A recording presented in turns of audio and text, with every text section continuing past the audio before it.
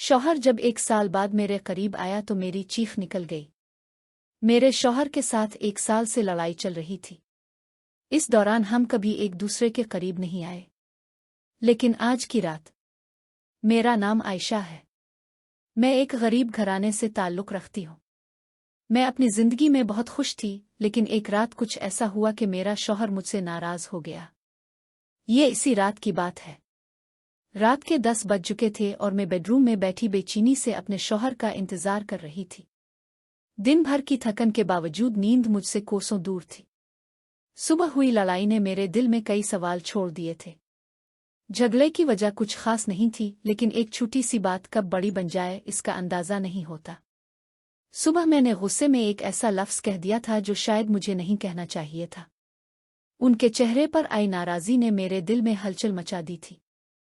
रात के 10 बज चुके थे और मेरा इंतज़ार अब बेचैनी में बदल चुका था। दिल में यही सोच रही थी कि शायद उनका गुस्सा ठंडा हो गया होगा और जब वो घर आएंगे तो हम पहले की तरह हंसेंगे बोलेंगे। लेकिन दरवाज़ा खिलने की आवाज़ के साथ ही मेरी उम्मीद टूट गई। वो घर में दाखिल हुए मगर बगैर कुछ कहे सीधे बेडरूम में चले गए। उनकी आंखों में ना प्यार था ना अपनायत, चेहरा संजीदा और गुस्से से भरा हुआ था। मेरे दिल को ठेस पहुंची मगर मैंने खुद को संभाल लिया। मैंने देखा कि वो अलमारी से अलग बिस्तर निकाल रहे हैं। पहले तो समझ नहीं आया, मगर जब उन्होंने इसे ज़मीन पर बिछाया तो मेरी आंखों में आंसू आ गए। हमारे दरमियान जो मोहब्बत थी अब इसकी जगह एक दीवार खड़ी हो गई थी। हम एक ही पलंग पर सोते थे, मगर इस रात उन्होंने मुझसे दूर रहने का फैसला कर लिया। वो बगैर मेरी तरफ देखे नीचे लेट गए। मुझे बहुत बुरा लगा, मगर मैंने खुद को समझाया कि शायद अभी उनका गुस्सा कम नहीं हुआ। मैंने सोने की कोशिश की। अगली सुबह मैं उठी और रोज़मर्रा के कामों में लग गई जैसे कुछ हुआ ही ना हो।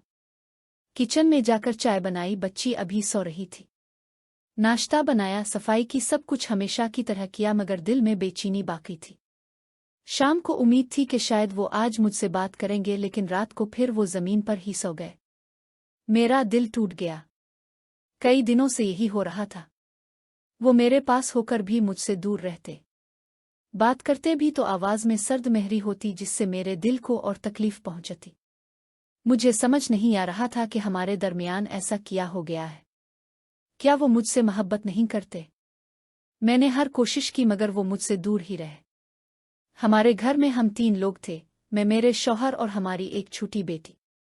हम गांव में रहते थे और खेती बाड़ी करते थे। हम साथ काम करते, मगर वो मुझसे बात नहीं करते थे। मेरी बेचैनी बढ़ती जा रही थी। 1 महीना गुजर गया मगर कुछ नहीं बदला। मैंने उनकी पसंद का खाना बनाया, उनकी पसंद के कपड़े पहने, मगर फिर भी कोई फर्क नहीं पड़ा। आखिर मैंने फैसला किया कि आज बात जरूर करूंगी। एक दिन हम दोनों खेत में काम करने गए। आसमान पर बादल छा गए और अचानक बारिश शुरू हो गई। हम एक झोंपड़ी में पनाह लेने गए।